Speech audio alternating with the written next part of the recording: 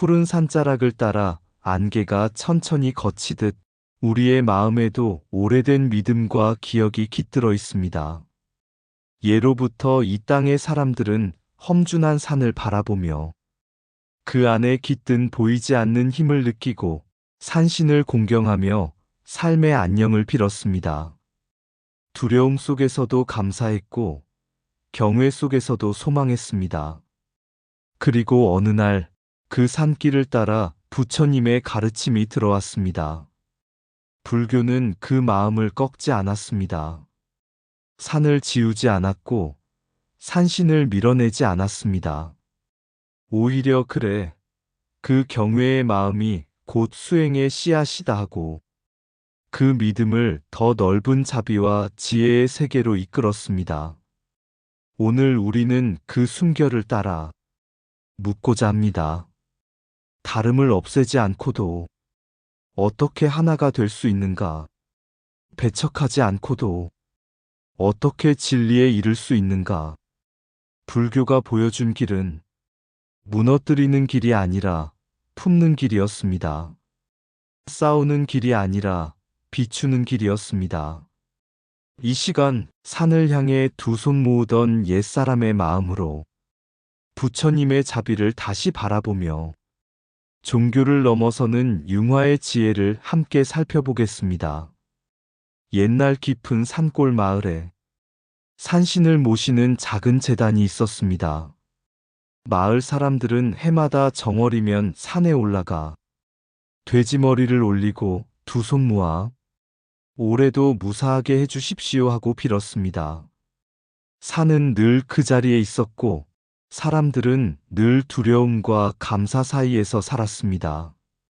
그러던 어느 해, 한 수행자가 그 마을에 들어왔습니다. 회색 장삼의 발에는 먼지가 묻어 있었지만 눈빛은 산보다 고요했습니다. 마을 사람들은 물었습니다. 스님, 우리 산신께도 절을 해야 합니까? 스님은 웃으며 말했습니다. 산을 공경하는 마음이 이미 귀합니다. 다만 그 마음을 조금 더 넓혀 보십시오. 사람들이 고개를 갸웃하자 스님은 산을 가리키며 다시 말했습니다. 저 산은 비를 내리게도 하고 짐승을 기르게도 합니다. 그러나 산은 스스로 복을 주겠다고 말하지 않습니다. 여러분의 마음이 산을 그렇게 만든 것입니다. 그 마음을 산에만 두지 말고 모든 생명에게로 넓히십시오. 그것이 부처님의 길입니다. 그 해부터 마을에는 변화가 일어났습니다. 산신재단은 사라지지 않았습니다. 다만 그 옆에 작은 불상이 함께 모셔졌습니다. 사람들은 더 이상 두려움으로만 빌지 않았습니다. 서로를 돕고 굶주린 이를 보살피며 이 또한 산신께 드리는 공양입니다 하고 말했습니다. 스님은 어느 날 조용히 떠났습니다. 하지만 마을 사람들은 알게 되었습니다. 산을 두려워하던 마음이 이웃을 보살피는 마음으로 바뀌었을 때 이미 산신은 부처님의 자비 속에 들어와 있었다는 것을 그들은 깨달았습니다. 불교는 산을 무너뜨리지 않았다는 것을, 산을 더 크게 만들어 주었다는 것을, 그리고 그 산은 이제 바깥에만 있는 것이 아니라 각자의 가슴 속에 조용히 솟아 있다는 것을, 산을 섬기던 마음, 부처를 만나다 아득한 옛날 이 땅의 사람들에게 산은 단순한 지형이 아니었습니다. 산은 숨쉬는 존재였고 하늘과 땅을 잇는 거대한 기둥이었습니다. 험준한 바위와 짙은 숲, 예고 없이 몰아치는 바람 앞에서 사람들은 자신의 자금을 배웠습니다. 그래서 산을 향해 절을 올렸습니다. 그 안에 산신령이 산다고 믿었고 호랑이와 곰 같은 짐승에게서 신비로운 힘을 보았습니다. 그 신앙은 거창하지 않았습니다. 경전도 교리도 없었습니다. 다만 두려움과 감사가 함께 놓여 있었습니다. 비를 내려달라는 기도, 병이 낫기를 바라는 간절함, 풍년을 비는 소망. 그것은 미신이라 부를 수도 있지만 사실은 삶을 붙드는 마음의 몸짓이었습니다. 그러던 어느 날 산길을 따라 불교가 들어왔습니다. 사람들은 긴장했습니다. 혹시 산신을 부정하지는 않을까? 우리의 재단을 허물지 않을까? 그러나 불교는 칼을 들지 않았습니다. 산을 향해 절하던 그 마음을 먼저 바라보았습니다. 산을 공경하는 그 마음이 곧 공경심이며 공경심은 수행의 씨앗이다. 이렇게 말하며 불교는 산신을 내쫓지 않았습니다. 대신 사찰 한켠에 산신각을 세웠습니다. 산신은 여전히 그 자리에 있었지만 이제는 불보살의 세계 안에서 다시 해석되었습니다. 산신은 더 이상 두려움의 대상이 아니라 부처님의 법을 지키는 존재로 이해되었습니다. 산은 더 이상 신비한 힘의 근원이 아니라 수행자가 깨달음에 이르는 도량이 되었습니다. 이것이 바로 배척이 아닌 포섭이었습니다. 없애지 않고 품는 일, 부수지 않고 비추는 일. 불교는 사람들의 가슴을 상하게 하지 않으면서 그 마음을 한 걸음 더 넓혔습니다. 산을 두려워하던 마음이 모든 생명을 향한 자비로 확장되도록 이끌었습니다. 그래서 산은 사라지지 않았습니다. 오히려 더 깊어졌습니다.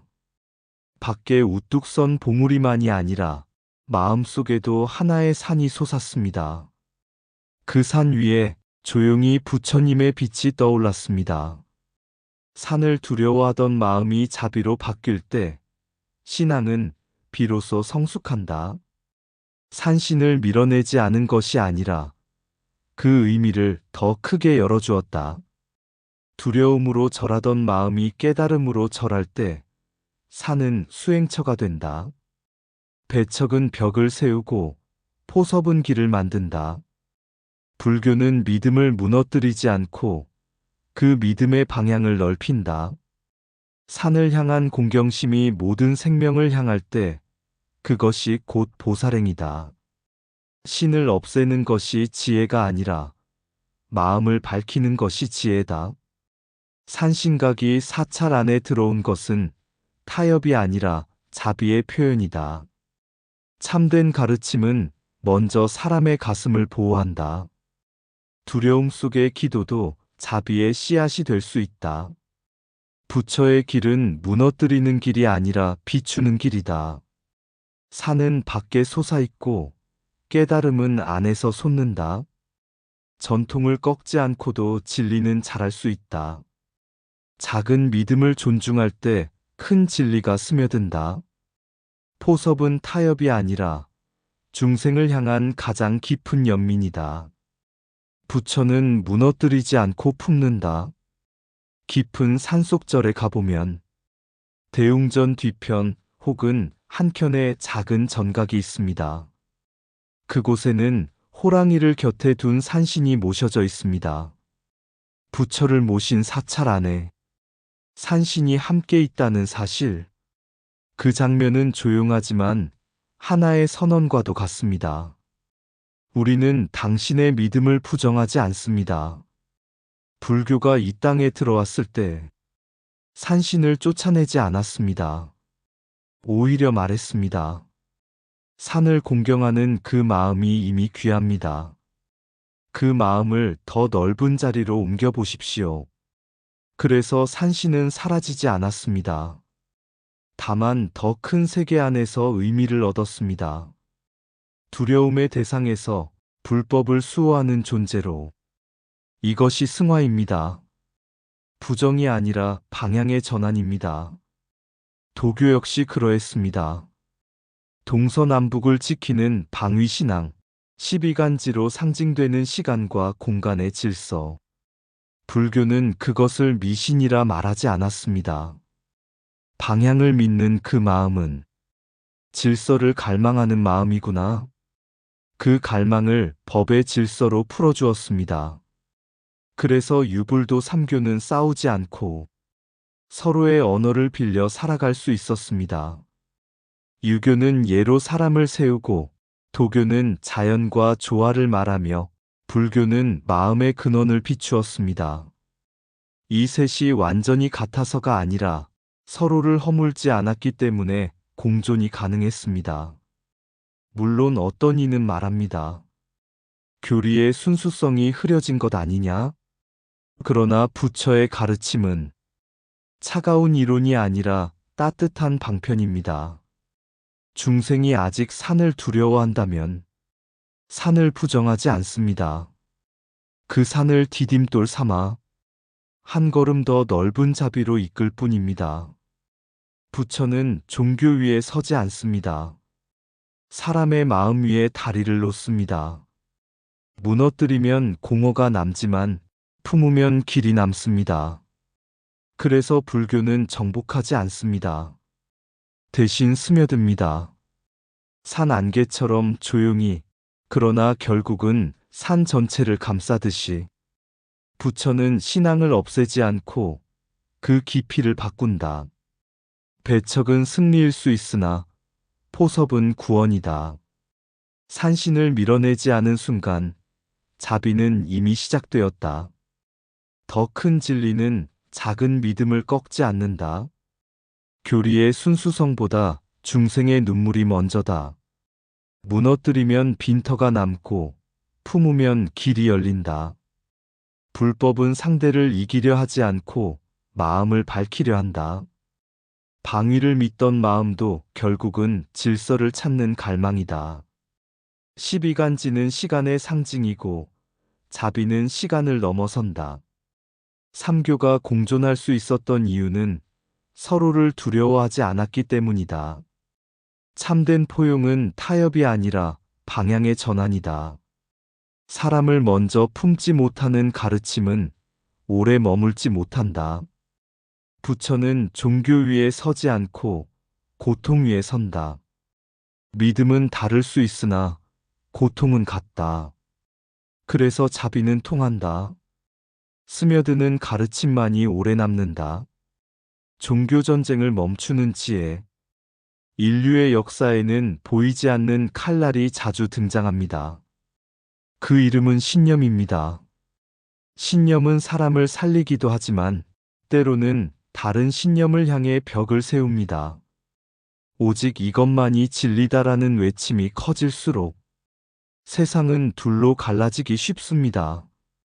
어떤 전통에서는 기존의 믿음을 무너뜨리고 그 자리에 새 깃발을 세우는 것을 선교의 완성이라 여겼습니다.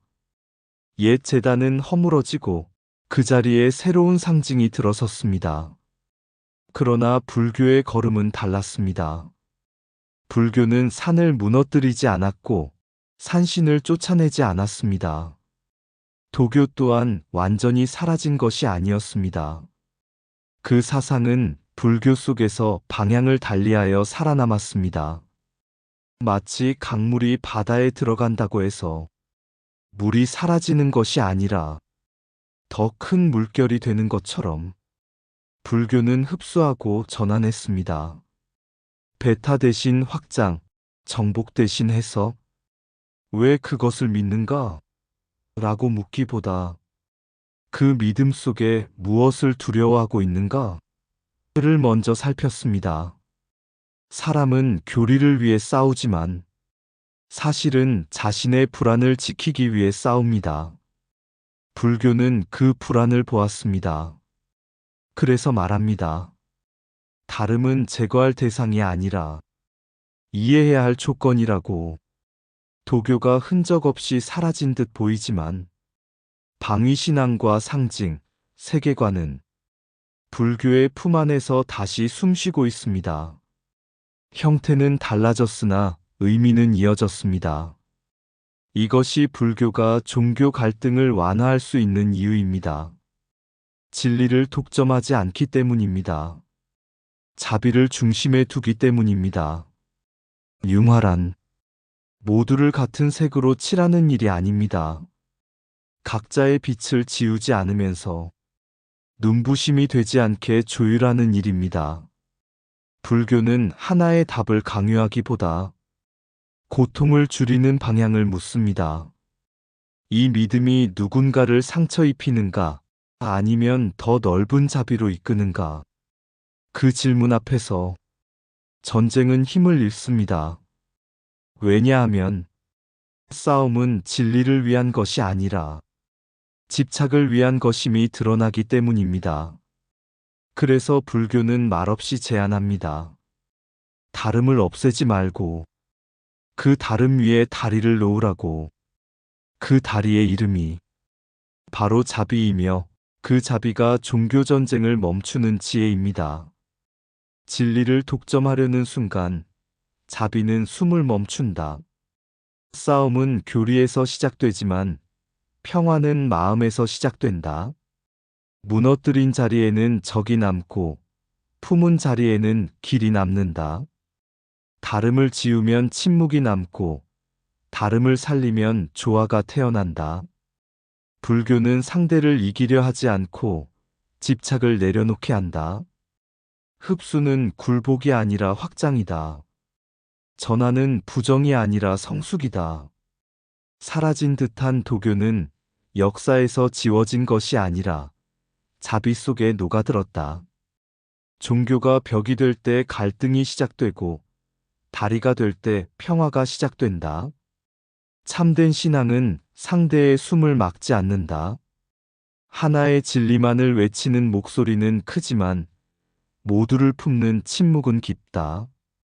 융화는 색을 섞어 흐리게 만드는 일이 아니라 빛을 조율하는 일이다. 불교는 정복의 언어가 아니라 이해의 언어를 사용한다. 집착이 전쟁을 만들고 자비가 그 불씨를 식힌다. 다름을 두려워하지 않는 순간 이미 평화는 시작된다. 해가 저물 무렵 산은 가장 고요해집니다.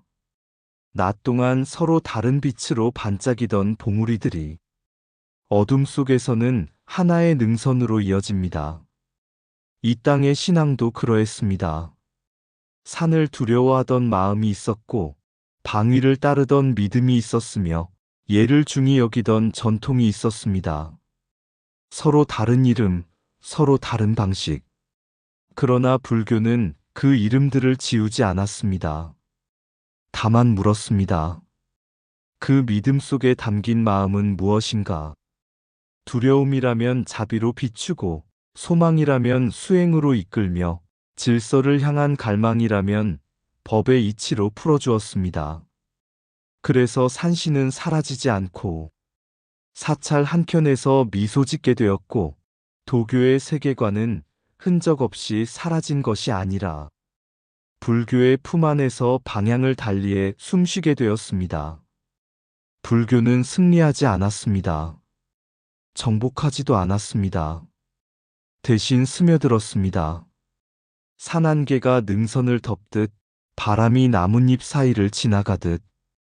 종교 전쟁은 내가 옳다는 확신에서 시작되지만 불교의 길은 모두가 괴롭다는 자각에서 시작됩니다. 고통이 공통이라면 자비도 공통일 수 있습니다.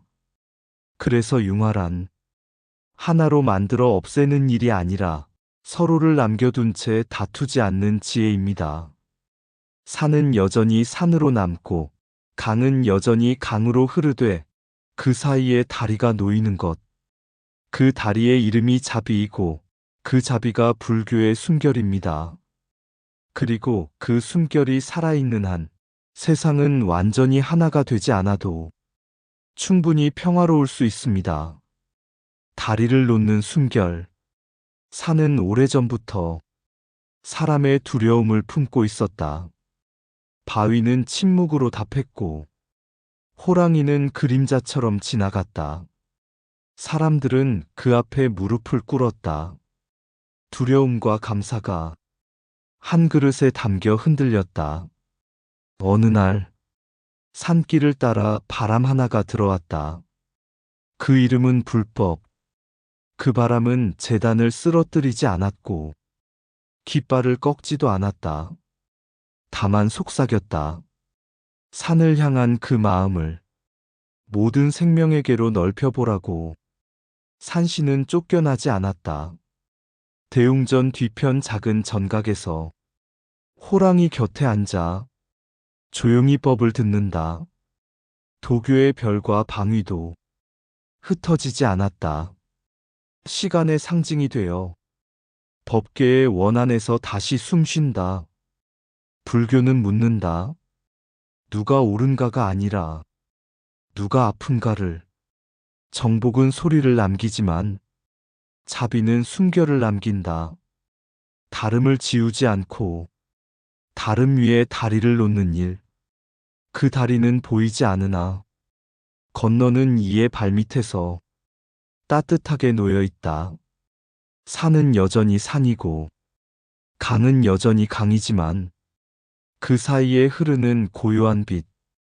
그것이 싸움을 멈추게 하는 부처의 숨결. 의상 맑고 향기로운 지혜의 샘이었습니다.